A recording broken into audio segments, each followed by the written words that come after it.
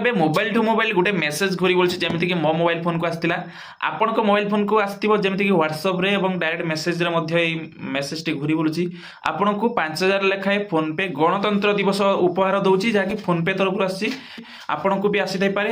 ଗୋଟେ ଲିଙ୍କ ତଳେ ଥିବ ଏବଂ ଆପଣମାନଙ୍କୁ ସେଥିରେ କ୍ଲିକ୍ କରିବା ପାଇଁ କହୁଥିବ, ଯାହାଫଳରେ ଆପଣଙ୍କ ଆକାଉଣ୍ଟକୁ ପଇସା 5,000 ଟଙ୍କା ଆସିବ। ଆପଣ ସେଥିରେ ଜମା ବି କ୍ଲିକ୍ କରନ୍ତୁ ନାହିଁ। ଆପଣମାନେ ଯଦି ସେଥିରେ ଥରେ କ୍ଲିକ୍ ଖାଲି କରିଦେଉଛନ୍ତି, ଆପଣଙ୍କର ବ୍ୟାଙ୍କ ଆକାଉଣ୍ଟ ହେଉ କି ଆପଣଙ୍କ ମୋବାଇଲ ଫୋନ୍ ହ୍ୟାକ୍ ହେଇଯାଇପାରେ। ଆପଣମାନେ ସେଥିରେ ଜମା ବି କ୍ଲିକ୍ କରନ୍ତୁ ନାହିଁ। ଏ ମେସେଜଟି ହେଉଛି ଫେକ୍, ସମ୍ପୂର୍ଣ୍ଣ ଫେକ୍। ଆପଣମାନଙ୍କୁ କୌଣସି 5,000 ଟଙ୍କା ମିଳିବ ନାହିଁ। এইଭଳି ଯଦି କିଛି ମେସେଜ କିଏ ସେୟାର କରୁଛି ଆପଣଙ୍କୁ ବା ଫରୱାର୍ଡ କରୁଛି, ଯଦି ଜାଣି ଜାଣିକି କିଏ ମେସେଜ କରୁଛି, ତାହେଲେ ତାକୁ ଭାଷା ବି ମଧ୍ୟ କହନ୍ତୁ, ଖରାପ ଲାଙ୍ଗୁଏଜରେ ଗାଳି ଦିଅନ୍ତୁ। ସିଏ ତ ଅସୁବିଧାରେ ପଡ଼ିବ, ଆପଣଙ୍କୁ ବି ଅସୁବିଧାରେ ପକେଇବ। 5,000 ଟଙ୍କା କୌଣସି ବି ଲୋକ ଆପଣଙ୍କୁ ଦବ ନାହିଁ ଫ୍ରିରେ। ଫୋନ୍ପେରେ ଏମିତି ଆସିଲେ ସ୍ୱତନ୍ତ୍ର ଫୋନ୍ପେ ତରଫରୁ ଆସିଥାଏ ମେସେଜ, ଏମିତି ହ୍ୱାଟ୍ସଆପ୍ରେ ଘୁରି ବୁଲେ ନାହିଁ।